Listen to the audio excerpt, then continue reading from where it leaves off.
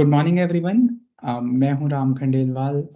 मैं आज आपके साथ इस दिल से दिल की बात के एपिसोड में जुड़ा हुआ हूं और आज ये एपिसोड दिल से दिल की बात हम बात करने वाले हैं एक पेशेंट से जिनको हार्ट अटैक हुआ था और 42 इयर्स की एज में।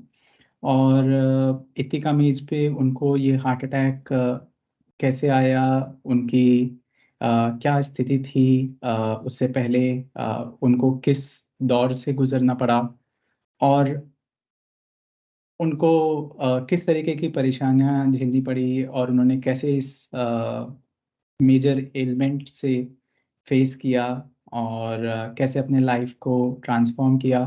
आज हम ये डायरेक्टली उनसे बात करेंगे। ये जो हमारा एपिसोड है दिल से दिल की बात का और ये जो हमारी सीरीज़ है, ये हार्ट हेल्थ इंडिया फाउंडेशन के द्वारा शुरू किया गया है।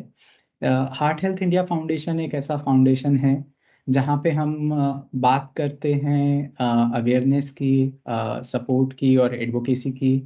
जो लोग हार्ट डिज़ीज़ से ऑलरेडी जूझ रहे हैं या फिर ऐसे बहुत सारे लोग हैं जिनके पास जो एक ऐसे लाइफ़स्टाइल में हैं जिसमें हार्ट डिज़ीज़ के बहुत सारे रिस्क फैक्टर्स हैं। अ और वो इन रिस्क फैक्टर्स की वजह से एक हार्ट डिज़ीज़ के रिस्क पे हैं। तो ऐसे बहुत सारे लोग हैं जिनको हार्ट हेल्थ इंडिया फाउंडेशन एक अवेयरनेस क्रिएट करना चाह रहा है दिल से दिल की बात सीरीज़ के थ्रू, जिसमें हम पेशेंट्स से, उनकी फैमिलीज़ से, डॉक्टर्स से बात करते हैं, ताकि हम एक अवेयरनेस क्रिएट कर सकें, लोगों को बता सकें कि हार्ट डिज़ीज़ रिलेटेड रियलिटीज़ क्या हैं और एक बहुत ही ऑथेंटिक और ओरिजिनल नैरेटिव आपके सामने ला सके, ताकि आप लोग इसके बारे में ज़्यादा अवेयर हो सकें और इसके बारे में ज़्यादा जान सकें।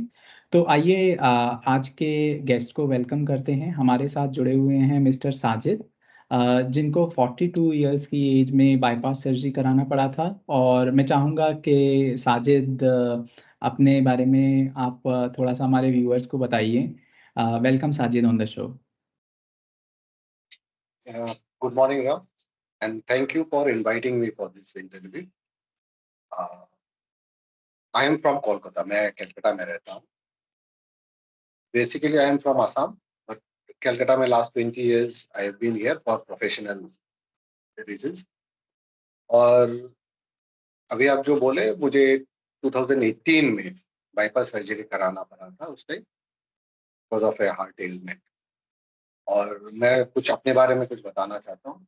आई have done my earlier schooling and पढ़ाई वगैरह सब कुछ आसाम से किया. And initial phase of my professional career I started in Assam only. उसके बाद मैं कलकत्ता आया 2007 से. I have been here. I have work mainly in telecom domain only, like Airtel and Aircel, जो अभी बंद हो गया है. एयरटेल में मैंने बहुत सारे साथ काम किए. Then I was with a company called Indus Towers, which was the joint venture of Airtel and Vodafone. And presently, I am engaged in a family business along with my wife. That's all about me. और बाकी आगे जाके हम लोग बात करेंगे कैसे क्या हुआ था. Thank you Sajid. तो साजिद, एक हार्ट की जब बात होती है और मैं भी एक हार्ट पेशेंट हूँ और बहुत लोगों से मिलता रहता हूँ और कई बार लोग मुझसे पूछते रहते हैं कि क्या हुआ था? तो हम लोग बिफ़ोर हम उस दिन पे जाएँ कि जब आपको हार्ट रिलेटेड इश्यूज़ डिटेक्ट हुए थे, आप थोड़ा-सा एक हमारे व्यूअर्स को बताएँगे कि आपका लाइफ़स्टाइल कैसा था?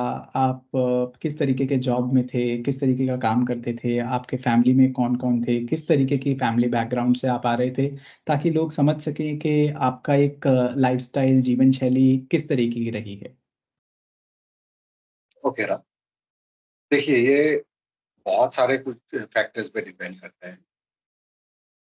इसका कुछ ना कुछ ट्रिगर तो पहले से होता है, but we neglect them. In my case में अपने बारे में बताना चाहता हूँ. मेरा पहले शुगर डिटेक्ट हुआ, डायबिटीज डिटेक्ट हुआ, दैट इज इन 2012. तो उस टाइम मुझे भी पता नहीं था कि शुगर है. तबीयत खराब होने लगा, then I visited a doctor. तो उन्होंने मुझे सजेस्ट किया कि आप एक शुगर का टेस्ट। तब जब मैंने टेस्ट करवाया तो sugar was on a higher side, it was above 200। तो मेरा मेडिकेशन शुरू। 5-6 महीना डेडिकेटेडली मैंने मेडिसिन लिया। I- खाने पे भी बहुत सारे रेस्ट्रिक्शंस, क्योंकि मेरा जो जॉब मैं करता था, I had to do lot of travelling. I was into telecom, तो मेरा ऑपरेशंस में था, तो आई हैड टू ट्रैवल। और उस time I was posted in a place called Siliguri in North Bengal. तो मुझे बहुत सारे मैंने ये हिल्स में जाना पड़ता, लाइक दार्जिलिंग और गैंगटॉक, ड्यू टू ऑफिशियल। तो उसके वजह से एक स्ट्रेस रहता था, क्योंकि प्लेन से जब हिल में जाते हो तो एक स्ट्रेस रहता था, फिर वर्किंग एनवायरनमेंट भी था। प्लस और एक चीज क्या होता है, जब आप ट्रेवल करते हो ना, तो आपका खाने पीने का वो रेगुलरिटी नहीं रहते। एक तो टाइमिंग का, प्लस क्वालिटी ऑफ फूड, क्योंकि आप उस टाइम बाहर का खाना खा रहे हो। हर जगह आपको अच्छे रेस्टोरेंट का खाना नहीं मिलेगा अगर आप रास्ते में जा रहे हो। तो there were lot of things which contributed to. और मैं उस टाइम रहता था मेरे वाइफ और बच्चे के साथ। Since I am from Assam, तो आई stay here with my family. Apart from that, I have two brothers who stay. One of them stays in Bangalore and the other stays in Mumbai. तो हम लोग ऐसे nuclear family है। तो जब भी कोई किसी को तबीयत खराब होता है फैमिली में, and that two is the earning member of that family, तो उस फैमिली पे बहुत सारे प्रॉब्लम्स आना शुरू होते हैं, क्योंकि आपको फैमिली को भी संभालना पड़ता है, आपको सारे कुछ देखना पड़ती है, सम प्रोफेशनल ऑब्लिगेशंस जो आपको देखना पड़ता है। तो यही सारी चीज है। तो मेरा जब 2012 में शुगर डिटेक्ट हुआ, तो उसके कुछ दिन बाद फिर एक दिन अचानक रात को मुझे प्रेशर बहुत हाई होने लगा। तो उस टाइम मुझे इमीडिएटली इमरजेंसी में लेके गया, मेरे कुछ कॉलीग्स थे, कुछ दोस्त थे, तो उस टाइम भी मुझे अराउंड 2-3 डेज हॉस्पिटल में ऑब्जर्वेशन में रख के, then I recovered and come back. उसके बाद से around 6 month I was into complete controlled diet में रहते थे। अगर ट्रेवलिंग भी करते थे तो जितना हो सकता था घर का खाना लेके जाते थे। पर धीरे धीरे एज टाइम पासेस वो आदत भी फिर छूटने लगा। जो नॉर्मल लाइफस्टाइल था खाने पीने का, वो आने लगा, बाहर में खाना ये करना। And apart from that I would say मेरा ये जो ये हुआ था, I used to smoke and lot. वो एक मेरा मैंने गलत ये था। तो I used to smoke and lot, क्योंकि बिकॉज ऑफ प्रेशर लगता है कि लोगों पे कि सिगरेट पीने से टेंशन कम होगा, नहीं उल्टा आपका तबीयत ही खराब। तो वो एक मेरा आदत था। तो ऐसे करते करते 2017 में, क्योंकि 2012 से 2017 का ये 5 साल का पीरियड, पहला पकड़ लीजिए 1 साल तक इट वॉज अंडर कंट्रोल की। और इन बिटवीन क्या होता था, हम मेरा every 2 years there is a medical checkup. उसके अलावा हम डॉक्टर के पास कभी जाते भी नहीं थे जब तक तबीयत ज्यादा खराब नहीं होती। तो उसमें देखा गया कि कभी कोलेस्ट्रॉल ज्यादा है, ट्राइग्लिसराइड ज्यादा है।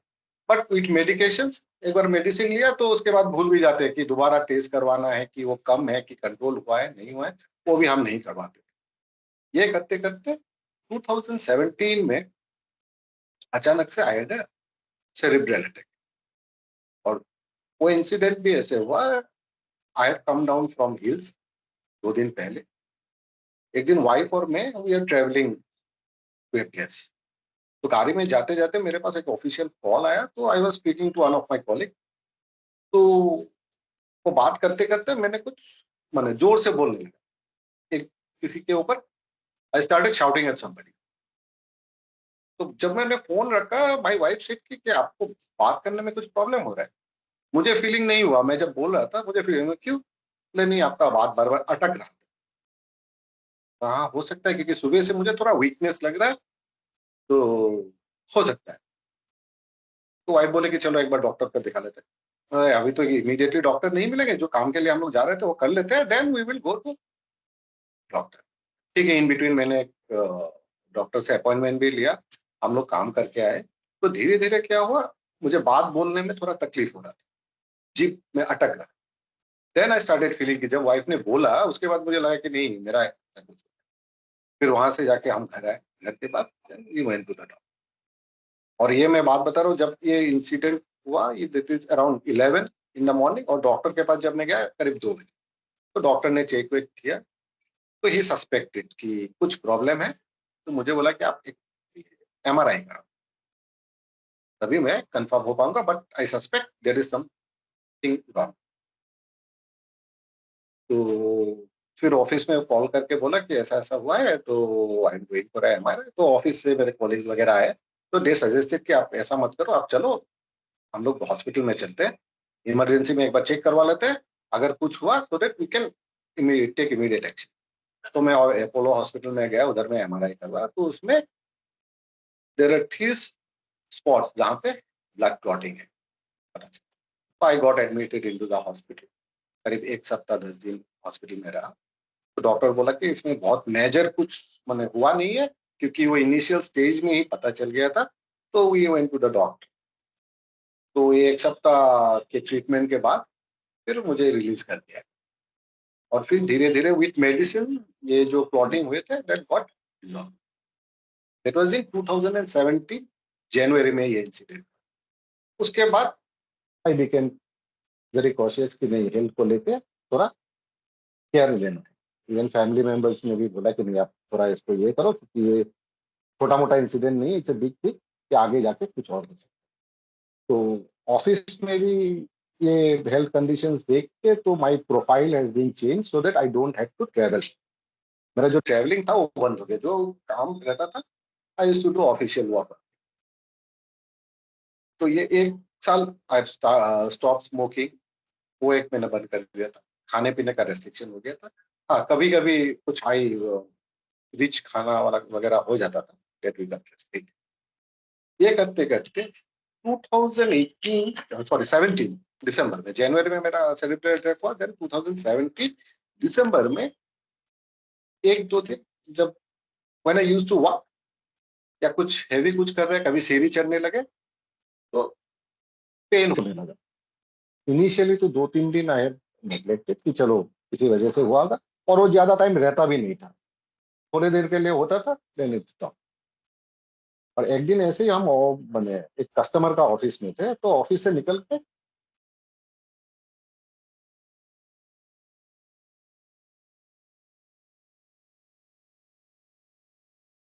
हेलो, हेलो साजिद, आप can you hear me? There it got disconnected, मतलब मेरा ये डिस्कनेक्ट हो हाँ, गया अब था। मेरे ख्याल से आपको 30 सुनाई दे रहा सेकंड है? के लिए, हाँ 30 सेकंड के लिए हम डिस्कनेक्ट हो गए थे शायद।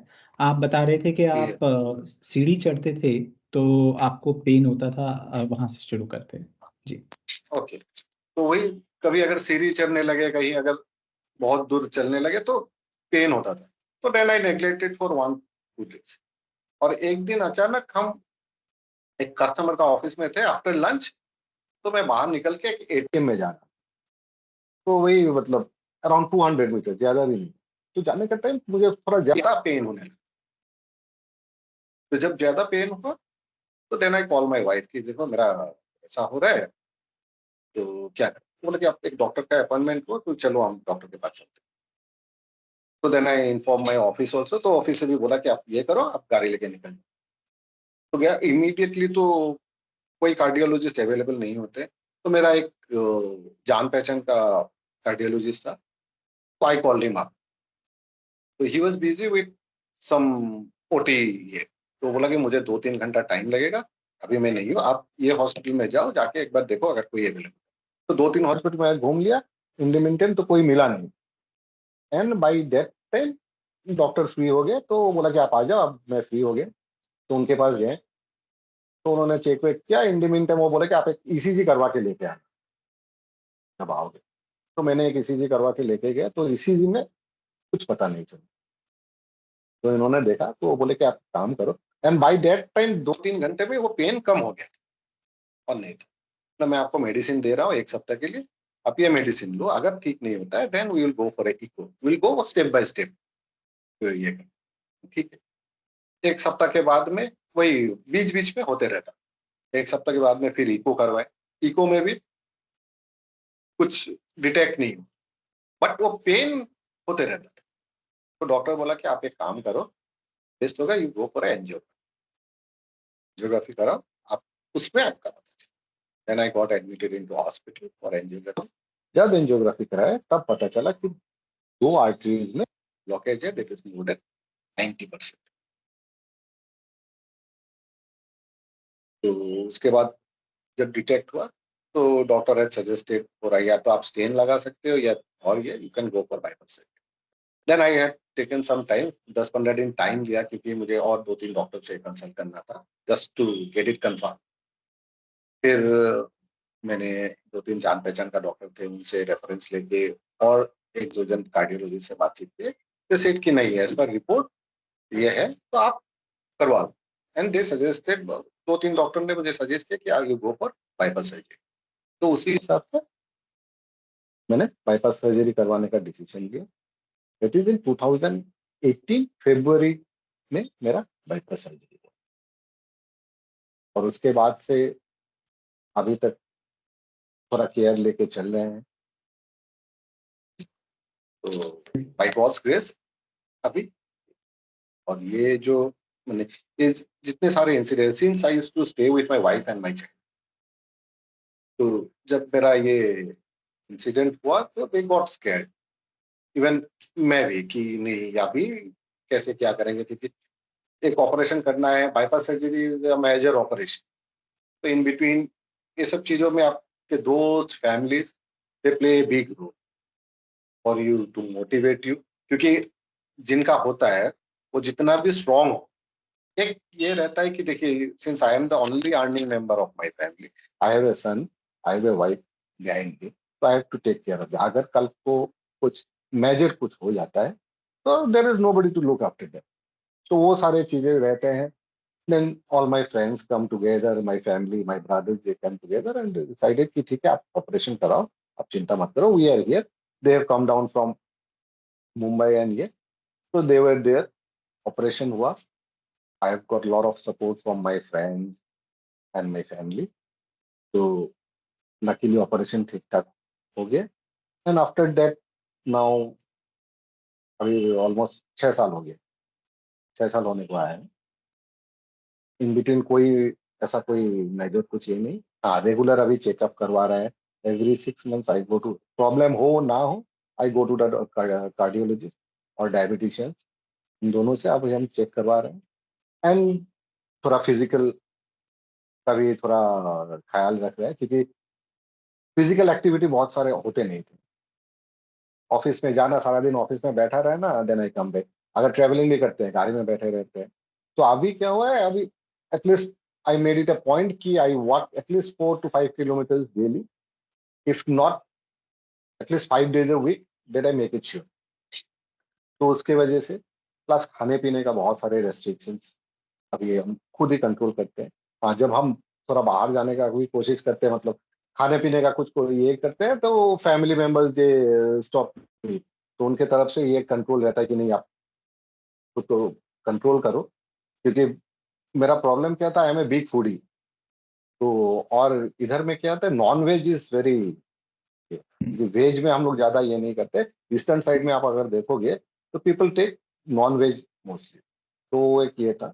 तो वो सारे कुछ रेस्ट्रिक्शंस, कुछ प्रिकॉशंस, सारे कुछ लेके, तो आई पास 6 years now, well and good. आगे पता नहीं, जो हम कर सकते हैं अभी वो कर रहे हैं।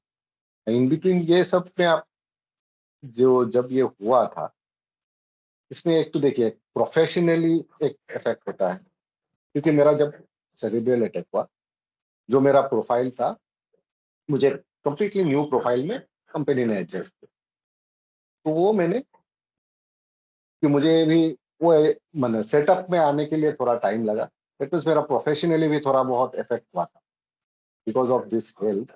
आप हार्ट का हेल्थ भी बोलो, या पहले मेरा जो सेरिब्रल अटैक हुआ था उसके बाद ही, जब आपके पास कोई बीमारी होता है तो सब कॉशियस हो जाते हैं कि नहीं, इनको बहुत स्ट्रेसफुल जॉब मत दिया कीजिए, क्योंकि इनका ऐसा ही हुआ है।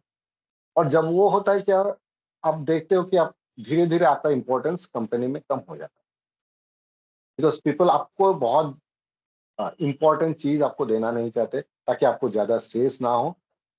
हाँ, तो उसमें से मेरा थोड़ा प्रोफेशनली भी ये हुआ है, क्योंकि 4 साल में क्या होता है कि मेरे जूनियर जो थे वो थोड़ा आगे निकल गए, मुझे थोड़ा रेस्ट्रिक्ट करना पड़ा because of my health reason, that is effective.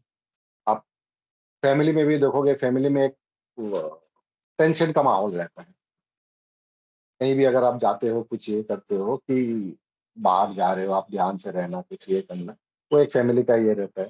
Plus आपका फाइनेंशियली तो आपका एक इफेक्ट होता ही है, जो भी खर्चा वगैरह होता है, प्लस एक रेकरिंग मेडिकेशन का जो आपका चालू हो जाता है।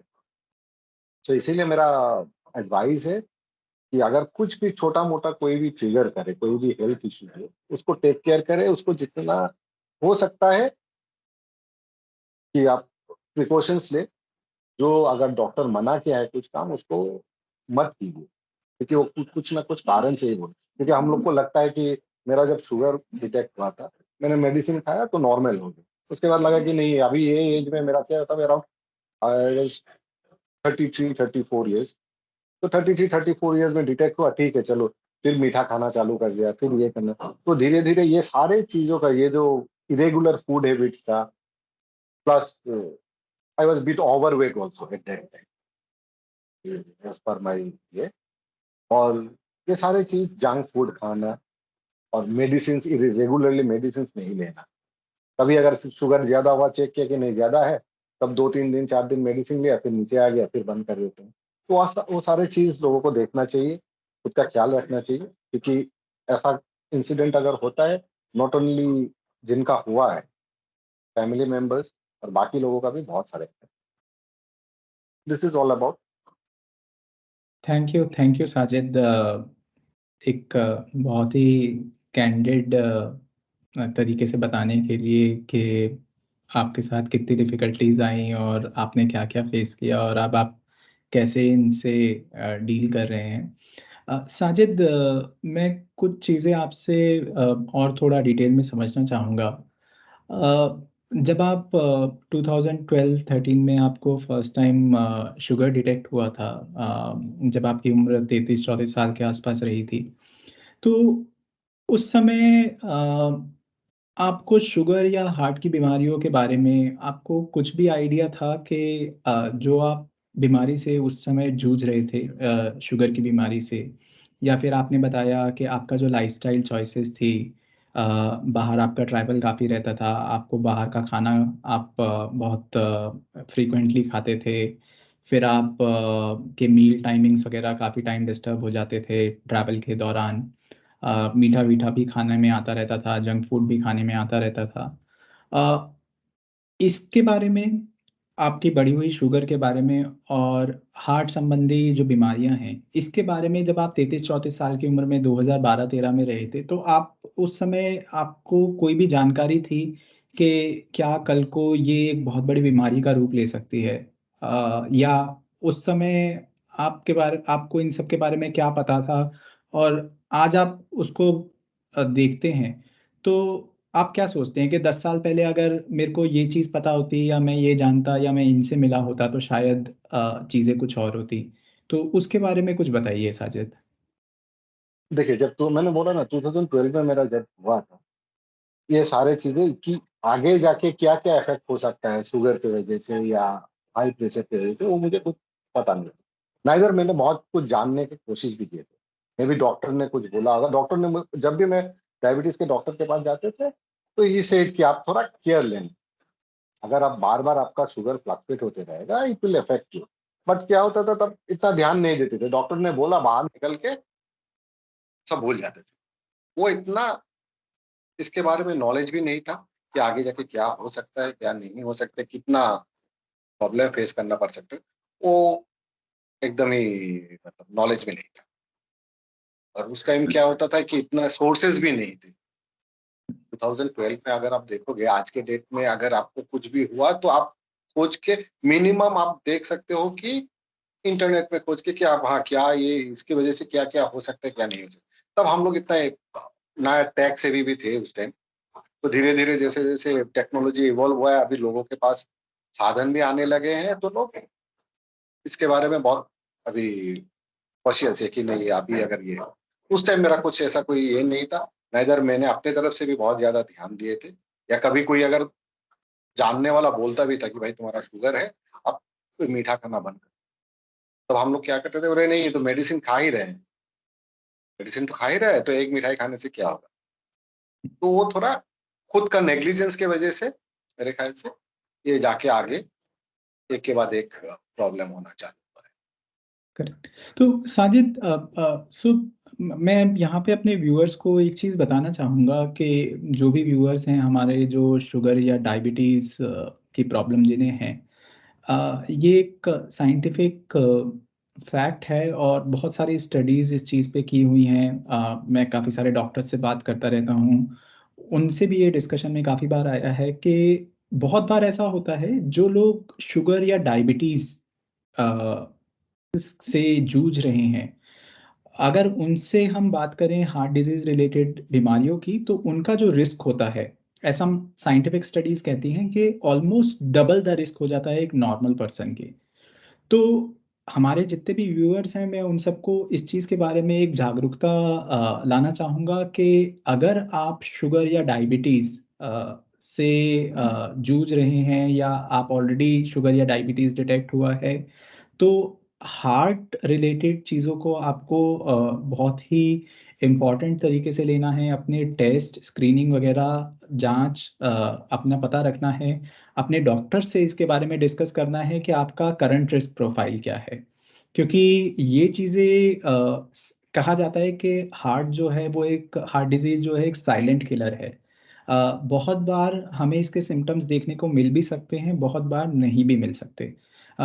ज़्यादातर कार्डियक अरेस्ट जो होते हैं, ऑलमोस्ट 80% कार्डियक अरेस्ट जो हमारे देश में आजकल हम सुन रहे हैं, बच्चों को हो रहे हैं या फिर यंग एज में हो रहे हैं, 80% कार्डियक अरेस्ट के पीछे हार्ट अटैक होता है, ऐसा साइंटिफिक स्टडीज़ कहती हैं। अब ये जो हार्ट अटैक हैं, ये इंड्यूस होते हैं किसी न किसी रिस्क फैक्टर से, जैसे कि आपका हाई कोलेस्ट्रॉल लेवल हो गया, या फिर आपका स्ट्रेस हो गया, या लाइफ़स्टाइल चॉइसेस हो गई, इनकी वजह से ये ट्रिगर होते हैं।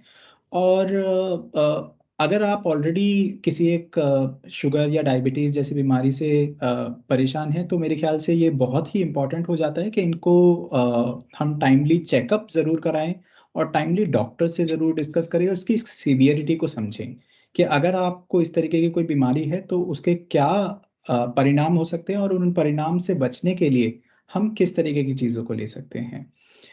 साजिद, आपने एक बहुत ही इम्पोर्टेंट बात की कि डॉक्टर ने बोला कि ध्यान रखिएगा, बट कई बार क्या होता है, डॉक्टर उसको जब हमें बताते हैं, तो शायद उसकी सीवियरिटी को इतना एग्ज़ेम्प्लीफ़ाई करके नहीं बताते हैं। वो कहते हैं कि आपका शुगर हाई है, आप ध्यान रखिए, शुगर को कंट्रोल में रखिए, इसकी वज़ह से प्रॉब्लम हो सकती है। मैं खुद 2019 में मेरे को हार्ट अटैक आया था। 2017 मुझे याद है, मैंने अपना blood test, lipid profile test वगैरह कराए थे। 2017 में मेरा कोलेस्ट्रॉल बढ़ा हुआ था। रिपोर्ट एज़ यूजुअल मैं अपने घर के पास के जो डॉक्टर थे, उनको मैंने दिखाया, और डॉक्टर ने मेरे को 2-3 महीने का कोलेस्ट्रॉल लोअर करने के लिए कुछ दवाइयाँ दी। दवाई देने के बाद कभी उन्होंने इस चीज़ पे स्ट्रेस नहीं किया कि ये जो मेरा अभी बढ़ा हुआ कोलेस्ट्रॉल है, ये 2 साल बाद एक हार्ट अटैक का फ़ॉर्म ले सकता है। शायद मैं सोचता हूँ कि उस समय अगर मेरे डॉक्टर ने मेरे को बोला होता कि ये 3 महीने बाद आपको किसी भी कीमत पे मेरे से मिलना है, ये आपको टेस्ट रिपीट करना है और आपको चेक करना है कि आपके कोलेस्ट्रॉल लेवल नीचे आए या नहीं आए। अगर शायद उन्होंने मेरे को ये चीज़ बहुत ही सटीक तरीके से बताई होती, तो शायद मैंने उसको इतना इग्नोर नहीं किया होता। मैंने भी जैसे हमें खाँसी-ज़ुकाम होता है, मैंने सोचा कोलेस्ट्रॉल भी 3 महीने दवाई लेंगे और ठीक हो जाएगा। पर शायद उन्होंने बताया होता कि ये इतना सिंपल नहीं है, खाँसी-ज़ुकाम की तरह 1 हफ्ते की दवाई ली और ठीक हो गया। अभी शायद हम उस स्थिति में नहीं हैं, तो हमें रेगुलरली इसको वॉच करना ज़रूरी है। और आपके केस में भी जैसे शुगर आपको रही, और सस्टेन्ड शुगर रही। आपका 2012 से लेके 2017 तक आप 5 साल आपके यंग बॉडी ने शुगर की प्रॉब्लम को फ़ेस किया, और फिर ये मैनिफेस्ट हुआ एक सेरेब्रल अटैक के फ़ॉर्म में, और फिर लेटर एक हार्ट अटैक के फ़ॉर्म में। तो ये बहुत ही क्रिटिकल है, तो मेरे ख़्याल से एक स्क्रीनिंग और डॉक्टर से बहुत ही क्लियर डिस्कशन करना कि हमारा रिस्क क्या है इसमें, और हमें क्या-क्या चीज़ों का ध्यान रखना चाहिए। और मेडिकेशन एडहेरेंस, कि अगर डॉक्टर ने बोला है कि आपको ये दवाई लेनी है और इतने टाइम तक लेनी है और इतना रेगुलरली आपको टेस्टिंग करना है, तो वो ज़रूरी है। आज खुदा ना खास्ता कोई भी नहीं चाहता कि किसी के फैमिली में किसी को हार्ट अटैक आए या इस तरीके की कोई बीमारी आए। तो वो शायद बहुत ही इम्पोर्टेंट चीज़ है। और जनरली जैसे आपने मेडिकेशन एडहेरेंस की बात की कि हमें डॉक्टर ने दवाई लिख दी पर हमने शायद ध्यान नहीं दिया। मैं काफ़ी लोगों से बात और भी इस स्पेस में करता हूँ, और मेडिकेशन एडहेरेंस अपने आप में एक बहुत बड़ा इशू है। लोग दवाई को डिसकंटिन्यू कर देते हैं। काफ़ी टाइम लोग सोचते हैं कि हम अपना लाइफस्टाइल चेंजेस करेंगे, हम एक्सरसाइज करेंगे, हम अपना लाइफ फूड चॉइसेस चेंज करेंगे, हम ऑल्टरनेटिव्स भी ट्राई करते हैं। अलग अलग ट्रीटमेंट ऑप्शंस है, आयुर्वेद है, क्या है, होम्योपैथिक है, उन पे भी जाते हैं। बट शायद कहीं ना कहीं एक मेरा पर्सनल जो अनुभव रहा है, ये सब चीज़ें अपनी जगह ठीक है और बिल्कुल ये फ़ायदा भी करती हैं। इनसे आपको बहुत मदद भी मिलती है। बट आप टेस्ट करना नहीं रोके, है ना? आपको बिल्कुल, लगा कि आपने क्योंकि आपको अ, पता नहीं है कि कब आपका बॉडी क्या चल रहा है, क्या नहीं हो रहा है। जब तक आप टेस्ट नहीं करवाओगे, डॉक्टर के पास भी अगर आप जाओगे तो डॉक्टर आपका चेहरा देख के कुछ बता नहीं पाएंगे। उनको करेक्ट, टेस्ट करेक्ट, रिपोर्ट चाहिए। करेक्ट, तो करेक्ट। वो तो उसमें, हाँ, तो उसमें क्या है कि जैसे टेस्ट वगैरह क्या है, जैसे अगर मेरा कोलेस्ट्रॉल बढ़ा हुआ आया और मैंने 3 महीने वेट लॉस के लिए कुछ किया और फिर मुझे लगा कि मैं तो फिट फील कर रहा हूँ, मेरा तो वजन भी 5 किलो कम हो गया, अब मेरा रिस्क कम हो गया। बट शायद ऐसा नहीं है। जब मेरे को हार्ट अटैक आया था, मैं उस टाइम पे, मेरा बहुत ज़्यादा ओवर वेट नहीं था। तो और मैं 4-5 मंजिल चढ़ जाता था, कभी ऐसा हाफ नी नहीं आती थी।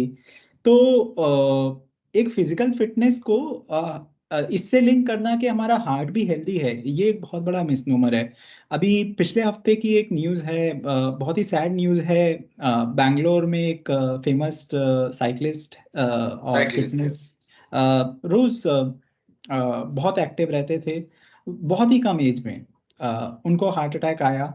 और अब एक साइकिलिस्ट को हार्ट अटैक आना, या फिर एक डांसर हो गए जैसे रेमो के केस में हुआ, बहुत ही फिट हैं, हाँ, उनको भी हार्ट अटैक आया। तो अगर हम ये मन में लेके चल रहे हैं कि हम अपना फिटनेस इंप्रूव करेंगे और उससे हमारी हार्ट हेल्थ इंप्रूव हो जाएगी, तो इसको आप फॉर ग्रांटेड मत लीजिए। आपको टेस्ट फिर भी, जांच फिर भी करानी है। आपको ये जानना है कि आप जो चीज़ कर रहे हो उससे आपकी हार्ट हेल्थ इंप्रूव हुई है कि नहीं हुई है। सिर्फ फिजिकल साइंस पे मत लीजिए। मैं जिस दिन मेरे को हार्ट अटैक आया, मैं उस टाइम ऑफिस में था, नॉर्मल डे था, कोई सिम्टम्स नहीं थे। सुबह उठा, नाश्ता किया, ऑफिस में पहुंचा और हार्ट अटैक आ गया अचानक से। तो बिना बताए आता है, एक बहुत ही साइलेंट किलर है। तो शायद व्यूअर्स को इस चीज़ पे मैं लोगों से ये बात बताना चाहूँगा कि आप टेस्टिंग जो है वो आपके लिए एक रामबाण की तरह है, कि आपको पता है कि आपके शरीर के अंदर क्या चल रहा है।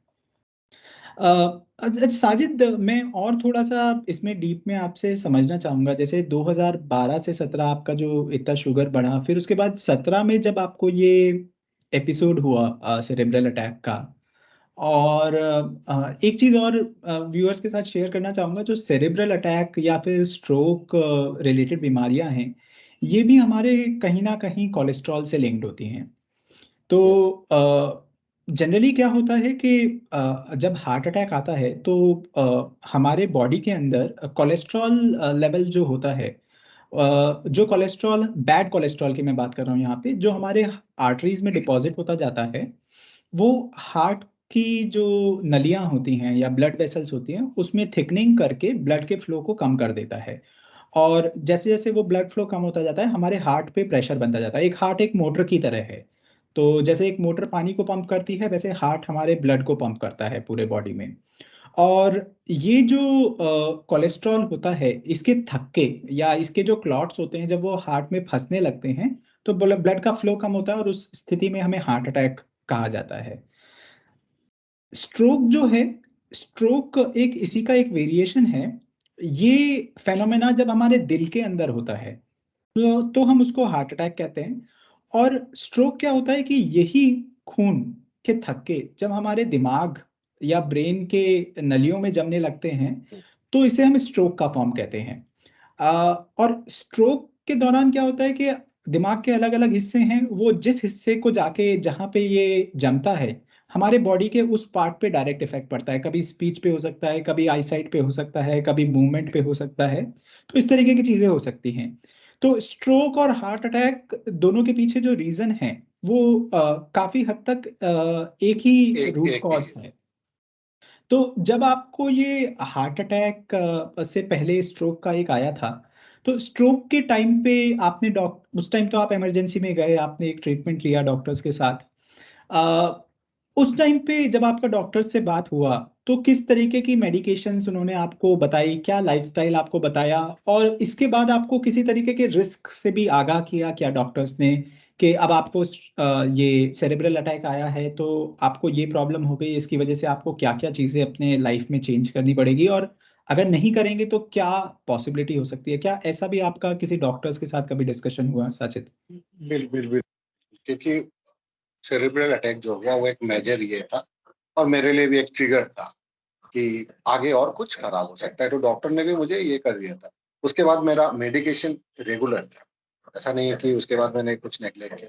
प्लस मेरा मैंने काम करने का ये भी चेंज हो गया था, क्योंकि मुझे ट्रेवलिंग वगैरह मेरा कंप्लीटली बंद हो गया था। I used to go to office and come back, और टाइमिंग, खाना पीना, ये जो पीरियड है फ्रॉम जनवरी टू दिसंबर 2017, ये पीरियड में मेरा मेडिकेशन आप बोलेंगे या खाने पीने का बोलेंगे, इट वाज वेरी रेस्ट्रिक्टेड, क्योंकि ऑफिस भी ऐसा नहीं होता था। कभी हम घर से खाना लेके नहीं भी गए हैं किसी वजह से, अगर मिस कर गया, तो ऑफिस का खाना हम कभी खाते भी नहीं थे, क्योंकि वो थोड़ा ज्यादा ऑयली हो जाता है, कुछ ये होता है, तो वो सारे चीजें हम मान के ही चल रहे थे।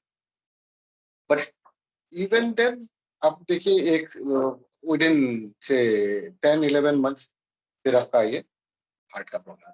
जब मैं उधर से रिलीज होके आया था जनवरी में, उस टाइम मेरा हार्ट का प्रॉब्लम कुछ नहीं था, क्योंकि जब आप हॉस्पिटल में एडमिट होते हो, एक सप्ताह रहते हो, तो दे चेक योर फुल बॉडी, अगर कहीं पे कुछ है ये है।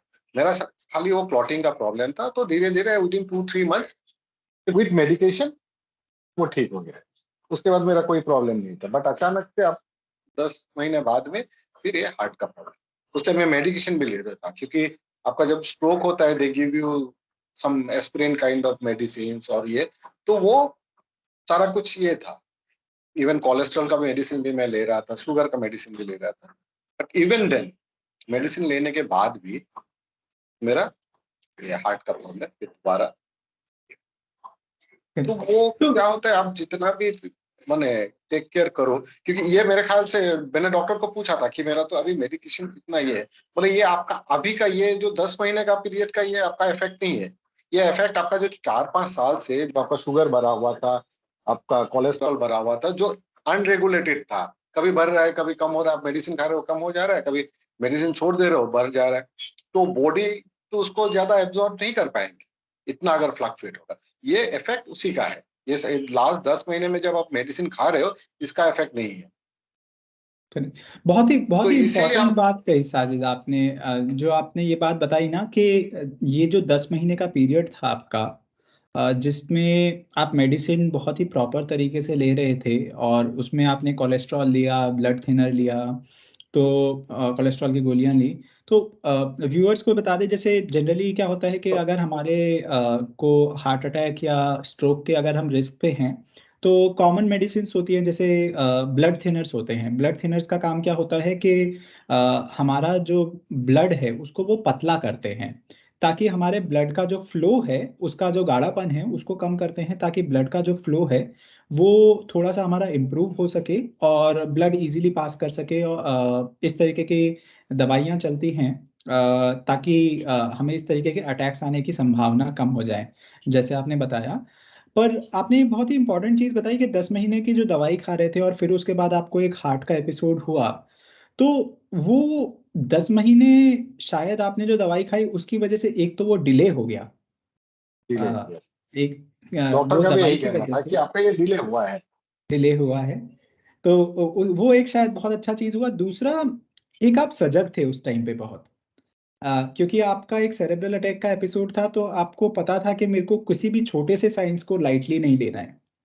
तो वो एक बहुत बड़ी चीज थी। नहीं तो जिस उम्र में आपको 37-38 साल की उम्र में एक जनरली एक हार्ट अटैक अगर किसी को आता है, तो लोग शायद सजग नहीं होते हैं कि कुछ दर्द हुआ या कुछ डिस्कम्फर्ट हुआ या सांस फूला, तो हम लोग क्या करते हैं, हम सोचते हैं कि हम अनफिट है, शायद हमारा वेट बढ़ा हुआ है, तो उसकी वजह से हो रहा है। और हम एक काउंटर एक्टिव एक्शन बहुत सारे लोग करते हैं। काउंटर एक्टिव क्या करते हैं कि आपको कुछ परेशानी हुई, आपका सांस फूला, आपको परेशानी हुई, आपको लगा हम अनफिट है, और लोग फिटनेस के लिए एकदम से एक रेस्ट में जो बॉडी होती है उस पे एकदम से एक्सरसाइज का बहुत हैवी स्ट्रेस डाल देते हैं।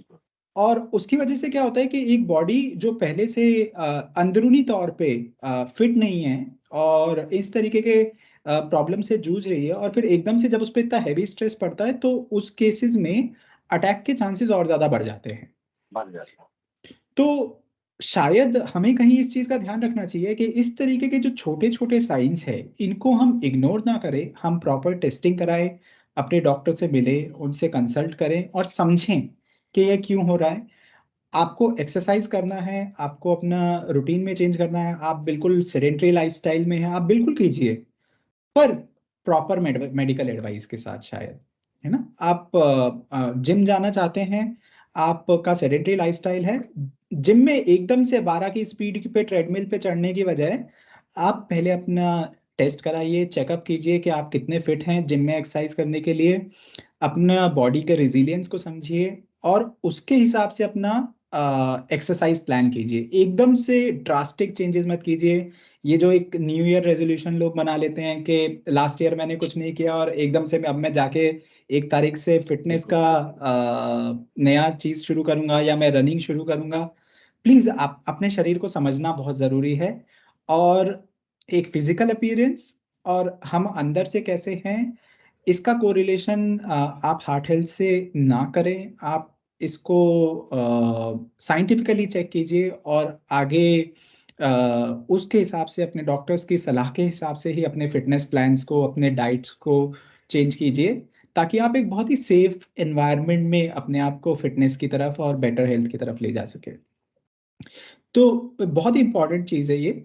साजिद, अब थोड़ा सा मेरे को बताइए, जैसे जब आपको ये सीढ़ी वाला आपने एपिसोड बताया कि आप सीढ़ी चढ़ रहे थे, दिसंबर का महीना था और आपको हल्का सा पेन हुआ, तो जब आपने डॉक्टर से बात की फ्यूचर में, तो क्या कुछ उन्होंने स्टेबल एंजाइना या अनस्टेबल एंजाइना इस तरीके के किसी चीज़ों के बारे में कभी आपको कुछ डिस्कस किया या बताया कि ये पेन क्यों हो रहा है? तो क्या आपको उस टाइम पता चला, किस तरीके क्या क्या क्या वो एपिसोड्स थे, कैसे महसूस हुआ जैसे सीढ़ी चढ़ रहे थे, तो उस टाइम का अगर आप रिकलेक्ट करके बताएं, हुआ क्या था? देखिए मेरा मैं आपको बोला कि 2-3 दिन पहले से मेरा ये फेज हो रहा था। जिस दिन मैंने डॉक्टर के पास गया उससे 2-3 दिन पहले, उस टाइम मैं मेडिकेशन पे था, तो लगा कि हाँ कुछ ये वजह से हुआ होगा। तो पहला 2 दिन तो आई हैव इग्नोर्ड इट। तीसरा दिन जब हुआ, वो क्या हुआ, तो मैं नॉर्मली चल रहा था, नॉर्मली वॉक कर रहा था, तो अचानक से पेन होने लगा। तो मैं रुक गया कि हुआ होगा, ठीक होगा। तो एक परसिस्ट कि ये ठीक नहीं हुआ। 5 मिनट 6 मिनट तक था। जब देखा कि इतना देर तक ये हो रहा है, I try to take long breath and all, तो देखा नहीं हुआ। देन आई थॉट कि नहीं है, बेटर गो टू हॉस्पिटल, क्योंकि मेरा उससे पहले का जो एक्सपीरियंस है सेरेब्रल अटैक वगैरह, तो मुझे एक डर था कि आगे जाके कुछ और हो सकता है, क्योंकि मेरे मैंने जान पहचान में ऐसा 2-3 इंसिडेंट हो चुका था जिनका स्ट्रोक हुआ। स्ट्रोक होने के बाद भी they started living normal life.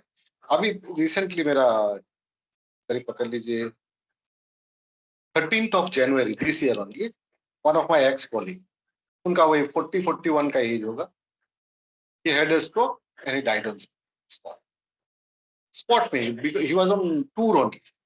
तो वो सारे चीज और उससे पहले भी मेरा एक कॉलीग का हुआ था। तो मुझे जब भी थोड़ा बहुत पेन हुआ चलते हुए, देन आई डिसाइडेड कि नहीं, एक बार डॉक्टर से कंसल्ट करवा लेते हैं।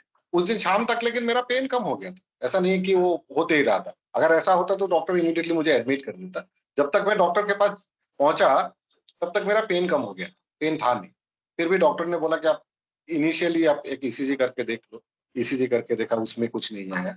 फिर जब देखा कि 1 सप्ताह का जो मेडिसिन दिया, तो दिन में 1-2 बार मुझे कुछ ये होता था, बट वो बहुत लंबा टाइम के लिए नहीं। फिर डॉक्टर के पास एक सप्ताह बाद गया तो डॉक्टर को भी थोड़ा ये था कि नहीं और कंफर्म हो लेते। मुझे बोला कि आप इको करवा लो। इको किए, इको में भी कोई ये नहीं हुआ। फिर डॉक्टर को पूछा, डॉक्टर बोला कि देखिए बहुत जन का ऐसा होता है कि इको में कुछ नहीं आया। जब नहीं आया फिर उसके बाद एक सप्ताह का मेडिसिन के बाद डॉक्टर ने बोला कि नहीं आप इस पर एनजीओ करवा। जब एनजीओ करवाए तो जाके ये सारा चीज पता चला। और ये मैं डॉक्टर के पास इसलिए गया क्योंकि मेरा प्रीवियस एक रिकॉर्ड था सेरिब्रल अटैक का, तो उसके डर की वजह से कि अगर कुछ मेजर कुछ ना हो जाए, अगर कोई नॉर्मल आदमी का या फर्स्ट टाइम मेरा अगर होता, पहला कोई मेडिकल हिस्ट्री नहीं रहता, मैं जाता ही नहीं डॉक्टर के पास कि ठीक है चलो 3 दिन 4 दिन में ठीक हो जाएगा। इन बिटवीन कुछ खराब भी हो सकता था। तो ये सही बात है सर। अवेयरनेस लोगों का बहुत जरूरी है कि अगर थोड़ा सा भी कुछ ट्रिगर करे, कुछ लगे कि कुछ आगे जाके प्रॉब्लम हो सकता है, आप you go and consult A doctor. At least आपको वो टाइम मिलेगा। आप अगर मेडिसिन भी लेना चालू करोगे तो एटलीस्ट जो भी कुछ हो रहा है तो आपको टाइम मिलेगा, आप प्रॉपर ट्रीटमेंट करवा सकते हो या रिकवर कर सकते करेक्ट। साजिद, बहुत बार ऐसा होता है, बहुत केसेस में ऐसा सुनने में आता है, और कई बार अनडायग्नोज रह जाती हैं हार्ट डिजीज। लोग समझ लेते हैं कि एसिडिटी है, लोग समझ लेते हैं कि मस्कुलर पेन है। पर शायद इन साइंस को हमें इग्नोर नहीं करना चाहिए, और बिना डॉक्टर की एडवाइस के इनको सिंपली रूल आउट कर देना कि एसिडिटी हो सकती है, कि मस्कुलर पेन हो सकता है, कल मैंने कुछ उठा लिया या कुछ हो गया। उसके लिए जब तक जांच नहीं होगी और आप एक सही नतीजे पे डॉक्टर के साथ नहीं पहुंचेंगे, आप इन पॉसिबिलिटीज़ को रूल आउट करना गलत है। क्योंकि कल को हो सकता है आपने एक छोटे से साइन को इस तरीके के रूल आउट किया, और वो हो सकता है एक बड़ी बीमारी के रूप में सामने आ जाए। तो आप उस चीज़ को बिल्कुल ध्यान रखें। मैं बिल्कुल समझता हूँ कि डॉक्टर्स हैं हमारे यहाँ पे, कहते हैं कि मेडिकल इंफ्रास्ट्रक्चर पे बहुत प्रेशर रहता है, लोग छोटे छोटे साइंस को हार्ट संबंधित प्रॉब्लम समझ लेते हैं।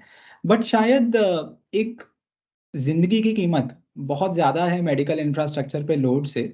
मैं बिल्कुल ये हो। नहीं बिल्कुल। कहता कि हमारे जो व्यूअर्स हैं या पेशेंट्स हैं वो अननेसेसरी डॉक्टर्स के टाइम लें, बट ये साइंस अगर आपको टाइमली डायग्नोज हो जाते हैं और आप डॉक्टर्स का अटेंशन मिल जाता है, आप बिल्कुल अपने डॉक्टर से मिलिए, उनकी राय लीजिए कि इस तरीके के सिम्टम्स हैं, और जो भी आपके डॉक्टर्स आपको सजेस्ट करें, कार्डियोलॉजिस्ट आपको सजेस्ट करें, उसके हिसाब से प्लान ऑफ एक्शन। बट शायद इग्नोर ना करें। इग्नोरेंस बहुत भारी पड़ सकता है। ये जीवन और मौत के बीच के बहुत ही फाइन लाइन होती है। कई बार हम इतने बिल्कुल। बड़े एपिसोड्स को इग्नोर कर देते हैं, और ये सस्टेन्ड लाइफस्टाइल रिलेटेड प्रॉब्लम है। हाँ, कई बार 5 साल 7 साल 10 साल तक हम अपने बहुत सारे गलत लाइफस्टाइल चॉइसेस की वजह से अपने शरीर के अंदर क्या चल रहा है उसको देख नहीं पाते हैं, बट उस पे अटेंशन बहुत ज़रूरी है। तो उस एस्पेक्ट को सभी लोगों से मेरा रिक्वेस्ट है कि अगर आपको इस तरीके के सिम्टम्स हैं तो बिल्कुल आप अपना डॉक्टर से मिलिए, अपने टेस्ट कराइए, और उन टेस्ट के नतीजे पे, डॉक्टर की प्रोफेशनल सलाह के नतीजे पे आप अपना कोर्स ऑफ एक्शन डिसाइड कीजिए। अगर कुछ नहीं आता है तो बहुत अच्छी बात है। हाँ, इससे ज़्यादा खुशी की बात नहीं हो सकती बिल्कुल। कि कुछ भी ऐसा नहीं है, बट इग्नोर ना करें। अवेयरनेस बहुत ज़रूरी है आज की डेट में। All over the world, even in India, heart disease जो है वो सबसे ज़्यादा जान लेने वाली बीमारियां में से एक है।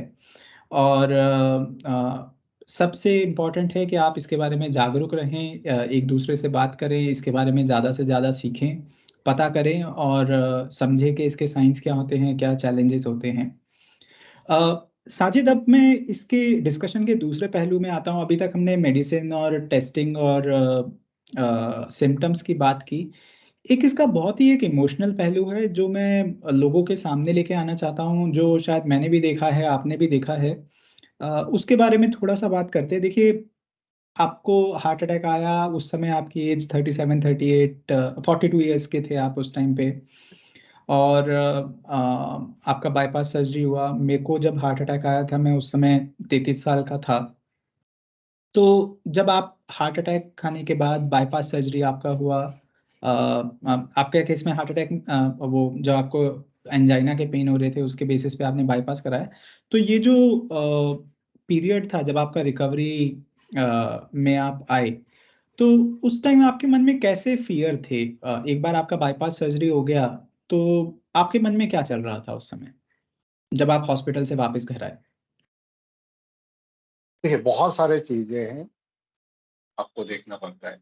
एक तो है कि फैमिली को लेके ये था, क्योंकि एक मेजर ये, क्योंकि आपको भी पता नहीं कि आगे ये जब एक मेजर ऑपरेशन हुआ है, ऐसा नहीं कि they will guarantee you 100% safe कि नहीं, आपको और आगे जाके कुछ नहीं होगा unless and until you take necessary precautions. एक तो ये रहता है कि फैमिली को लेके एक कंसर्न रहता है कि आगे जाके, क्योंकि मुझे फैमिली का भी देखना है, plus my son was in class 5-6 eight that time, तो उसका पूरा फ्यूचर ये करना होता है, देखना था कि वो आगे जाके कैसे क्या करेगा क्या नहीं करेगा। सेकंड, एक तो फैमिली के बाद में आपका आता है क्या फाइनेंशियली आपको, मैंने मेरा जो हुआ 42 इयर्स ऑफ एज में, that is at the peak of my professional career. उस टाइम लोग पीक में रहते हैं कि ये, तो धीरे धीरे वो एक स्टेग्नेशन आ गया है प्रोफेशनल, इसमें भी आपको वो भी देखना पड़ता था, क्योंकि जो आपका ग्रोथ होना था वो एक जगह में अटक जाता है। देयर आर सर्टेन रीजंस, ऐसा नहीं है कि कंपनी आपको नहीं चाहता है कि आपका ग्रोथ हो, बट आपके ऊपर बहुत सारे लिमिटेशंस आ जाते हैं। आप सारे काम आप नहीं कर सकते हो, आपको देख के, आपको समझ के, कि ज्यादा स्ट्रेस वाला काम आपको कोई देना भी नहीं चाहेगा, या आप भी अगर ये करोगे तो आप मैंने थोड़ा झिझक आएगा कि नहीं, ये अगर हम ले लेंगे ज्यादा प्रेशर आएगा, I will be able to handle it और नॉट। तो बहुत सारे फैक्टर्स है, फैमिली पकड़ लीजिए, आप प्रोफेशनली पकड़ लीजिए, प्लस एक मेंटल आपका तो ये रहता ही है, क्योंकि ये सारे चीज आपके दिमाग में घूमते रहता है, जिसकी वजह से आपका बाकी चीजें इफेक्ट होना चालू होता है। So these are some of the things जो एक बार ऑपरेशन के बाद में, पर धीरे धीरे एज टाइम पासिस, तो अभी 6 साल हो गया, 6 साल में बहुत सारे प्रॉब्लम्स अभी एक जगह में ये करके, तो धीरे धीरे अभी नॉर्मल ये कर रहे हैं, हेल्थ वाइज भी now I am much better, I feel, क्योंकि अभी वो छोटा मोटा प्रॉब्लम्स भी है नहीं, मेडिकेशन है, रेगुलर टेस्ट वगैरह करवाते हैं, चेक करते रहता है कि ज्यादा कुछ ना हो। कभी कभी शुगर वगैरह ज्यादा बढ़ जाता है तो थोड़ा रेस्ट्रिक्शन आते हैं, मेडिसिन वगैरह ये करते हैं, डॉक्टर से कंसल्ट कर लेते हैं, तो ये सारे चीजें। साजिद, थोड़ा-सा मुझे बताइए, जैसे जब आप की सर्जरी हुई और आप घर आए, तो कभी ऐसे मौके थे जब आपने फ़ील किया कि एक अंदर ही अंदर आपको एक डर खाए जा रहा है, या किसी तरीके का डिप्रेशन आपको फ़ील हो रहा है, या आपको बिल्कुल लो बिल्कुल फ़ील हो रहा है? बिल्कुल बिल्कुल, तो मैंने बोला ना वो सारे चीजें, क्योंकि फ्यूचर में क्या होगा आपको प्रोफेशनली भी सोचना पड़ रहा है, फैमिली को लेके सोचना पड़ रहा है, यू हैव टू मेक, जो भी आपका प्लान्स वगैरह था वो आपको सब कुछ समेटना पड़ रहा था कि नहीं, ये अगर मैं सोचा था कि मैं 5 साल बाद ये चीज करूंगा, तो आपको लगता है कि नहीं, अभी जितना जल्दी हो ये चीज मैं कर लूं, क्योंकि एक डर तो रहता ही है कि कल को क्या होगा, आगे जाके क्या होगा, हमको भी पता नहीं है। और बहुत सारे ये सब करते करते छोटे मोटे इंसिडेंट होते रहते हैं।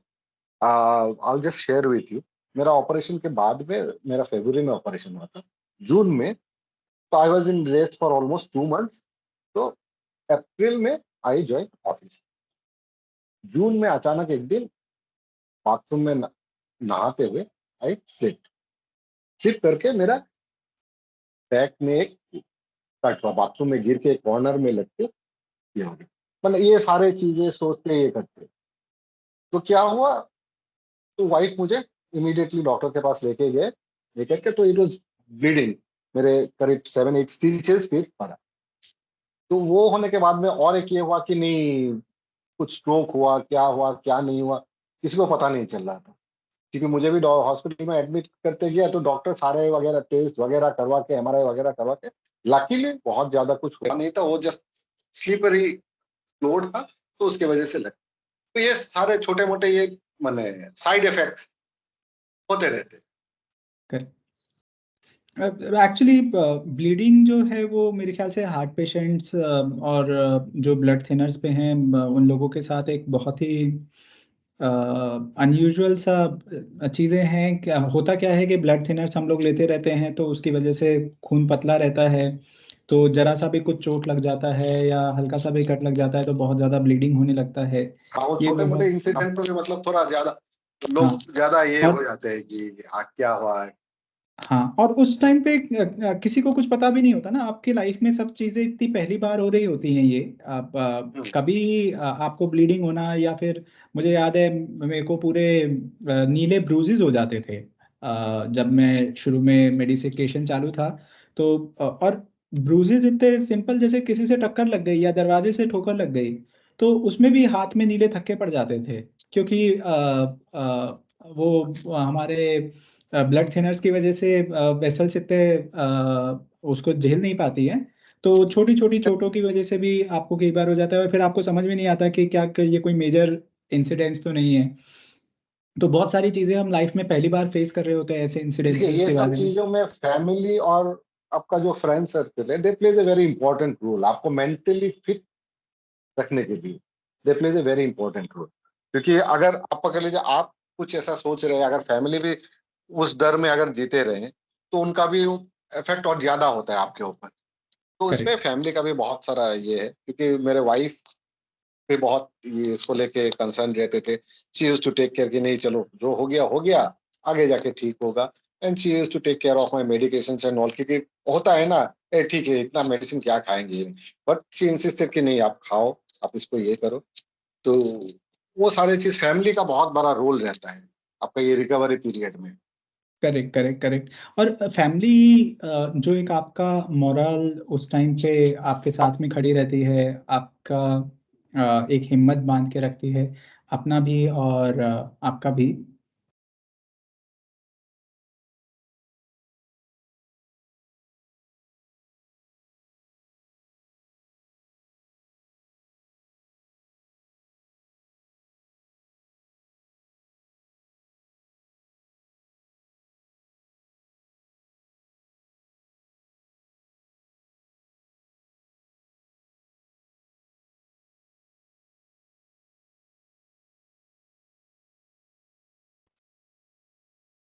सॉरी राम, अभी सुनाई दे रहा है? डिस्कनेक्ट हो गया था हाँ, हाँ दोबारा। साजिद। अब मैं इसी पे रिफ्लेक्ट कर रहा था कि फैमिली का एक बहुत ही इम्पोर्टेंट रोल रहता है उस समय पे, कि वो आपका एक मोरल बूस्ट करके रखना, खुद भी स्ट्रांग रहना और आपको भी हिम्मत देना कि चीज़ें ठीक होंगी और हम फिर से लाइफ को ट्रैक पे लेके आएंगे, फिर से वो बिल्कुल। सारी चीज़ें करेंगे जो एक नॉर्मल लाइफ में कर सकते हैं। तो उस टाइम पे वो एक हिम्मत बनाए रखना बहुत ज़रूरी है। बहुत सारे ख़्याल आते हैं मन में कि कैसे होगा, क्या हम सेम जॉब कर पाएँगे या हम सेम प्रोफ़ेशन में रह पाएँगे। फाइनेंशियली बहुत सोचना पड़ता है और यंग एज में जब हार्ट अटैक आता है, तो बहुत ही अनफॉर्च्यूनेट चीज़ है कि हम उस टाइम पे अपने करियर के उस फ़ेज़ में होते हैं जब हम बहुत ज़्यादा प्रेशर ले रहे होते हैं और बहुत ज़्यादा ग्रोथ फ़ेज़ में होते हैं। तो एकदम से उस टाइम पे हॉल्ट आना और लोगों का आपके आस-पास आपके प्रति एक बिहेवियर में एक चेंज भी आता है। उसकी वजह से जैसे आपने बोला कि ऑफिस में आपको अपॉर्चुनिटीज़ में कम मिला। अंदर भी डर बिल्कुल। होता है कि क्या हम इतना स्ट्रेसफुल काम कर पाएँगे? बाहर वाले लोग भी चाहते हैं कि आप बहुत ज़्यादा स्ट्रेस में। तो ये एक अपने आप में एक बहुत ही एक टर्मॉइल के थ्रू इंसान निकलता है उस समय पे और उस टाइम पे हिम्मत बाँधे रखना, अगर आपके फैमिली में किसी को इस तरीके की प्रॉब्लम हो रही है, तो आप उनको सिम्पैथी की ज़रूरत नहीं है। वो उनको दया की ज़रूरत नहीं है, बट उनको बस साथ किसी की के एक हिम्मत बाँधने वाले की कि आप उनके साथ हो, शायद इतना ही काफ़ी है। बस बाकी तो जिस इंसान के ऊपर बीतती है, जिस फैमिली के ऊपर बीतती है, उनको खुद ही जीना पड़ता है। बट ये है कि अगर आप उस समय उनसे अच्छे से बात करें और उनको किसी भी तरीके से अगर उनको किसी चीज़ में हेल्प चाहिए और अगर आप उनके हेल्प कर सकते हैं, तो शायद वो एक बहुत बड़ी चीज़ रहती है। मेरे बहुत सारे मित्र हैं, मेरे बहुत सारे फैमिली मेंबर्स हैं जो उस समय में सिर्फ़ बात भी कर लेते थे तो शायद एक हिम्मत बनी रहती थी। तो बिल्कुल। वो अपने आप में एक बहुत बड़ी चीज़ होती है। तो अगर आपके फैमिली में चाहे वो बुजुर्ग हों चाहे यंग हो, तो उनको बस वो इतना एक भरोसा ही काफ़ी होता है। तो मुझे पता है कि आजकल सभी का लाइफस्टाइल बहुत बिजी है, बट अपनों को अकेला ना छोड़ें उनके साथ बने रहें, वो बहुत एक इम्पॉर्टेंट चीज़ है। तो साजिद, बस एक लास्ट पार्ट मैं आज के इस डिस्कशन में आपसे बात करना चाहूँगा कि फाइनली अब आपका एक चेंज लाइफस्टाइल कैसा है? क्या-क्या चीज़ आपने बताया कि आप 4-5 किलोमीटर वॉक करते हैं, हफ्ते में 4-5 दिन तो आप कोशिश करते हैं। तो कुछ एक चीज़ें के बारे में बताइए जो आपके प्रीवियस वर्ज़न से आप में चेंज हो गई है। आज अगर आप साजिद 2.0 हैं, तो वो साजिद 2.0 के बारे में बताइए कि आज आप कैसे एक हेल्दियर और बेटर लाइफ़स्टाइल जी रहे हैं? बिल्कुल, देखिए अभी लास्ट 6 साल में लॉट ऑफ चेंजेस। पहला तो है कि पहले मैं आपको बोला ना, मैं आई यूज़ मेडिकेशन लेने में बहुत प्रॉब्लम होता था, कि आज टैबलेट खा लिया ठीक है, जब होगा देखा जाएगा। वो एक मेडिकेशन का सबसे पहला पॉइंट है कि आप टाइमली मेडिसिन अपना देते रहो। भले वो काम करे, ना करे, खराब तो नहीं होगा। आप अगर मेडिसिन टाइमली ले रहे हो, आपका कोई खराब नहीं होगा। भले आपका बहुत ज़्यादा अच्छा ना हो, बट खराब नहीं होगा, या बहुत खराब होने से आपको बचा सकता है। प्लस आप फिजिकल हेल्थ का थोड़ा ख्याल रखिए, क्योंकि मैं आपको बता रहा हूँ, अभी मैं आपको बोला ये 4-5 किलोमीटर हम सुबह वॉक करते हैं। I don't used to run and all, हुँ, क्योंकि बहुत ज़्यादा खुद को भी स्ट्रेस नहीं करना चाहिए। आप जितना ज़रूरत है उतना ये करो। Recently I have participated in a marathon also, तो वो एक चीज़ है। तो आप हेल्थ का ख्याल रखो और खुश रहो, क्योंकि ज़्यादा स्ट्रेस लेने से, ज़्यादा सोचने से क्या होगा, आपका हेल्थ खराब होगा, कोई सॉल्यूशन निकलेगा भी नहीं। You have to be correct, stress free. वो आप थोड़ा ये करो। और health wise now I am okay, क्योंकि जितना हो सकता है आप रूल बुक के हिसाब से चलना सीखो, और कुछ नहीं। थोड़ा बहुत अगर खराब होना है, अगर कुछ होना है, तो वो होगा, you can't avoid it. But जितना हो सकता है आप उससे दूर रहने का कोशिश करो, कि नहीं, आप प्रिवेंशन करो, कि नहीं ये चीज़ करने से मेरा अगर खराब हो सकता है, इसको हम नहीं करेंगे। तो these are the things one should take care. Correct Sajid. और इनफैक्ट मैं आपसे पूरी तरह रिलेट कर पा सकता हूँ, क्योंकि आज मुझे भी ऑलमोस्ट 4-5 साल हो गए मेरा जो हार्ट अटैक का एपिसोड था उसके बाद। और जैसे आपने कहा कि मेडिसिन, तो मेरे ख़्याल से पिछले 5 साल में हार्डली ऐसा कोई दिन होगा जब मैंने मेडिसिन मिस की होगी। अगर मैं मिस भी कर देता हूँ तो कभी 1 आध 2-4 इंस्टेंसेस में तो मैं कोशिश करता हूँ कि उसको तुरंत ही करूँ। मैं अपना सुबह का, शाम का दवाई अ, मिस नहीं करता हूँ, क्योंकि एक बार मेरी वाइफ़ ने मेरे डॉक्टर से पूछा था कि अब इनको हार्ट का प्रॉब्लम हो गया है, तो ये कितने टाइम तक लेना पड़ेगा दवा?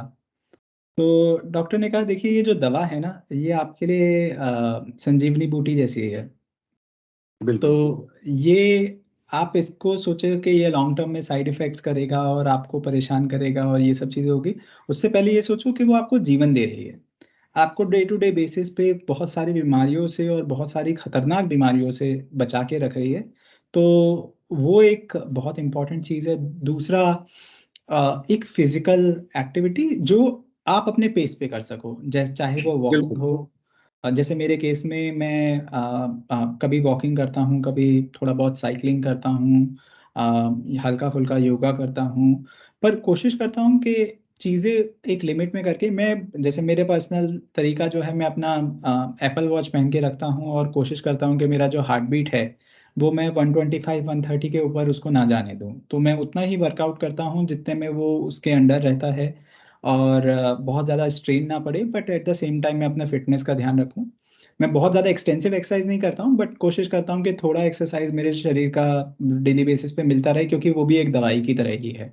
और तीसरी चीज़ जो आपने बताई कि डाइट का ध्यान रखना, तो डाइट में कोशिश करके हम फूड ऐसा लें जो न्यूट्रिशनल हो, जिससे बॉडी ठीक रहे, जिससे कि चीज़ों को हम अच्छे से हार्ट पे कोलेस्ट्रॉल बढ़ने की वजह या तो सेम लेवल पे या कम होने के चांसेस हों, इस तरीके का फूड को हम अपने फूड में शामिल करें।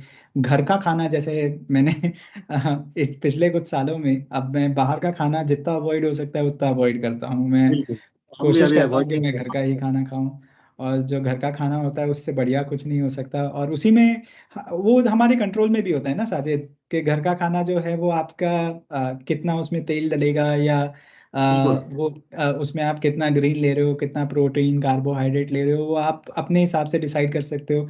आपकी फैमिली जो होती है वो भी जानती है कि आपको एक हार्ट हेल्दी डाइट देना है, तो उस हिसाब से आपका खाना आप घर पे खाते हो तो बहुत हेल्दी खाना खा रहे हो। और जो आपने लास्ट चीज़ बोली, स्ट्रेस, वो भी एक बहुत बड़ा इम्पोर्टेंट फैक्टर है।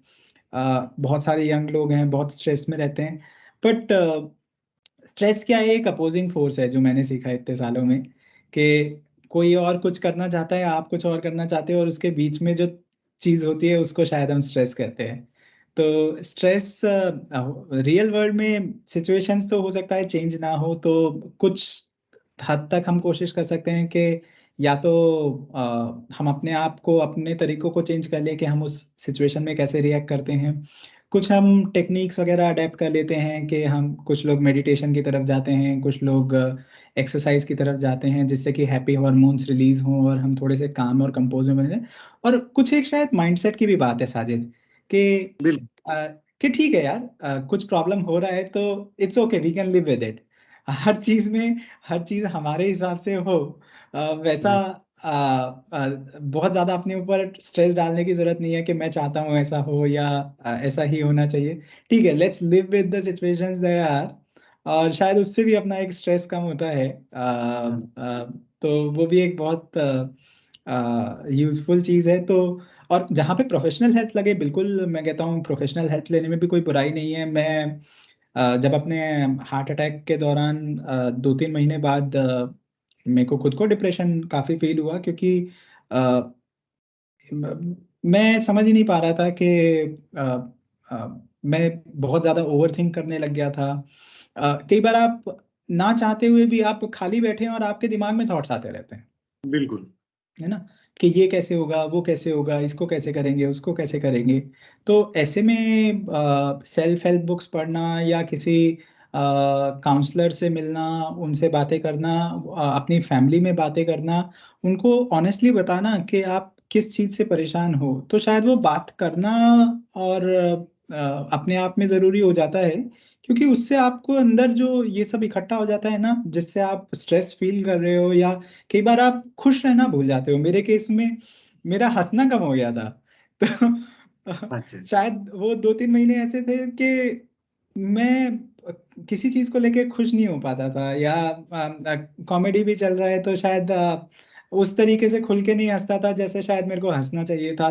चीज़ों को लाइटली लेना चाहिए था। तो ऐसी केसेस में जो आप इमोशनल स्टेट में या मेंटल स्टेट में डिस्ट्रेस्ड रहते हैं, तो उससे कैसे बाहर निकले, उसके लिए लोगों से हेल्प मांगने में शायद कोई बुराई नहीं है। और over a long period of time I think उससे एक आपका माइंडसेट भी चेंज होता है, और आप एक और पॉजिटिव इंसान बनते हो। और आपके बॉडी की जो फिजिकल हेल्थ है या हार्ट हेल्थ है, उस पर भी बहुत अंतर पड़ता है।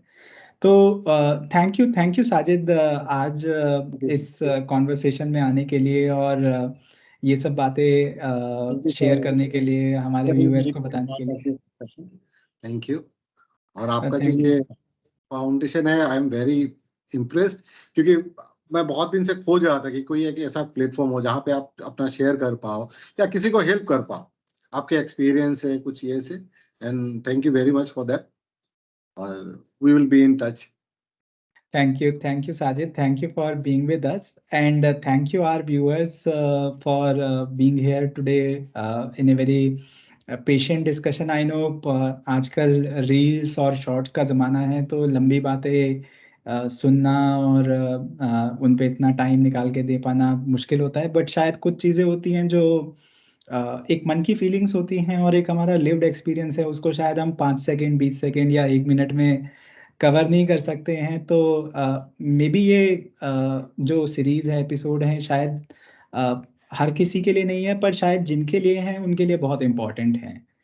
क्योंकि यहाँ पे हम अपनी कम्युनिटी में उन लोगों से मिल रहे हैं जो हम जैसे हैं, हमारी बातें समझते हैं और हमसे सुनना चाहते हैं और हमसे बात करना चाहते हैं।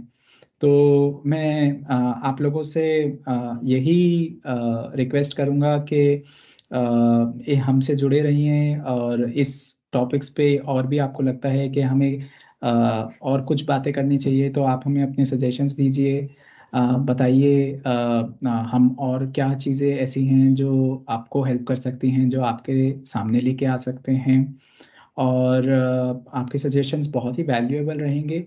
हम कोशिश करेंगे कि अपने आगे आने वाले एपिसोड्स में और पेशेंट्स को और फैमिलीज़ को और डॉक्टर्स को इस फोरम पे लेके आएँ और आपको उनसे रूबरू करवाएँ, आपके क्वेश्चंस को, डाउट्स को आप उनके एक्सपीरियंसेस को आपके सामने लेके आ पाएँ। और आप लोगों को ज़्यादा से ज़्यादा इस तरीके का नॉलेज और एक्सपीरियंस शेयर कर पाएँ जो आपको हेल्प करें। तो इसी के साथ मैं आज अलविदा कहना चाहूँगा to our viewers and to Sajid, thank you so much. Have a wonderful day.